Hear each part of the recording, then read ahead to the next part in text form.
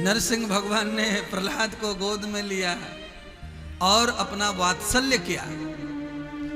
प्रहलाद को पुचकारने लगे, अपनी जीवा से प्रेम करने लगे, चाटने लगे, और यही नरसिंह गीता का ज्ञान बच्चे प्रहलाद को दिया और कहा, वत्स तेरी वजह से ही मेरा प्राकट्य हुआ है और तेरे ही निमित्त पुत्र होने के नाते तेरे कारण तेरे दुष्ट पिता का उद्धार हुआ है। इसीलिए पिता के उद्धार के लिए पुत्र की विशेषता बनाई। प्रहलाद की कथा के कारण पता चला कि पुत्र के कारण पिता माता का उद्धार होता है। कोई पुत्र पर भक्त होना चाहिए, भगवान का मानने वाला, धार्मिक होना चाहिए। भगवान ने वरदान दे दिया प्रहलाद को कि तुम राजा बन के राज्य करो और विवाह आदि करके समाज को संपन्न बनाओ। हे प्रहलाद, मैं तुम्हारी भक्ति से प्रसन्न होकर मैं तुम्हें वर देता हूं कि तुम्हारे घर में जो पुत्र होगा विरेचन, उस विरेचन के घर में जो पुत्र होगा राजा बलि, और तीनों पीढ़ियों में अब तुम्हारे यहां कोई भी दैत्य बुद्धि का प्राणी पैदा नहीं होगा। और मैं तुम्हारे यहां पर तीसरी पीढ़ी में फिर से तुम्हारे भक्ति के कारण ही पधारूंगा और तुम्हारे पोते का भी मैं कल्याण करूंगा। भगवान नरसिंह ने ऐसा वरदान दे के प्रहलाद को अपनी छवि को अदृश्य कर दिया, अपनी लीला को समाप्त कर दिया। ये कथा क्या सिखा रही है, क्या बता रही है?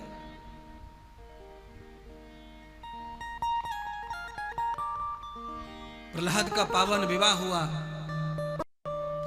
और विवाह के बाद प्रहलाद की संतान हुई। भक्त प्रहलाद अपने ज्येष्ठ विरेचन के घर में उत्तम संतान का जन्म हो, उसके लिए ज्येष्ठ पुत्र का विवाह अच्छी कन्या से किया। आज भागवत ने सिखाया कि कैसे बालक छोटी उम्र में भी भक्त बन सकता है और उसकी भक्ति से कैसे भगवान प्रकट हो सकते हैं। भगवान को प्रकट करने के लिए मैंने कहा ना, आपको जटा जूट या मुंडन या भेष नहीं, आपको गुरु की आज्ञा को मानकर उसके वचन का पालन करना चाहिए। इस नादान बालक ने गुरु के वचन का पालन किया, नारद के वचन का पालन किया। उस वचन के पालन से ही 5 वर्ष की आयु में भगवत दर्शन हो गए और अपने कुल का कल्याण करवा दिया इस बालक ने। बोलिए, कल्याण करने के लिए आदमी को कितने उपाय करने पड़ते हैं?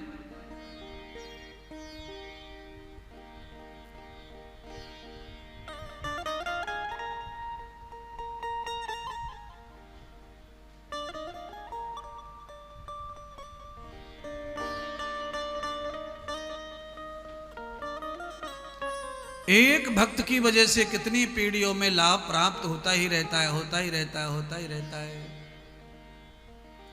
यह कथा पितृपक्ष में चल रही है। ऐसे पुत्र अगर पैदा हो जाएं तो पितरों को तरने में देर नहीं है। पापी से पापी भी पितर तर जाएगा, ऐसी औलाद हो तो घर में। क्यों? एक भक्त घर में पैदा हो जाता है तो कई पीढ़ियों तक घर में कोई दुष्ट पैदा नहीं होता और भगवान को फिर से आना पड़ता है। ये भगवान की परम लीला है।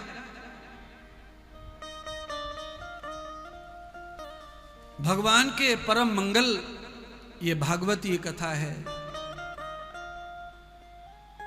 ब्रह्मा ने जो सृष्टि रची, वराह भगवान के रूप में सृष्टि का जो कल्याण भगवान ने किया,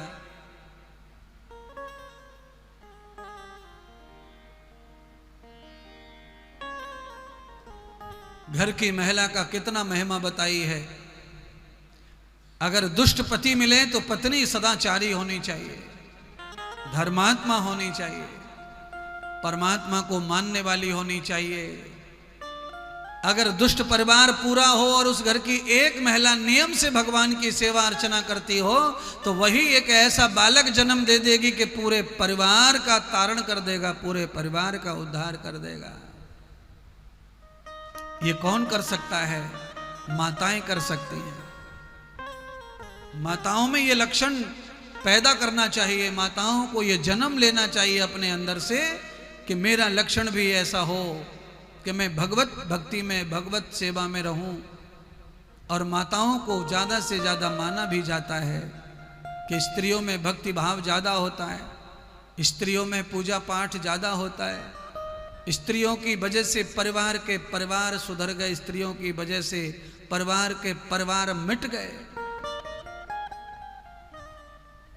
पुरुष को सुधरने का मौका मिलता है, उसे सुधारा जा सकता है स्त्री के द्वारा।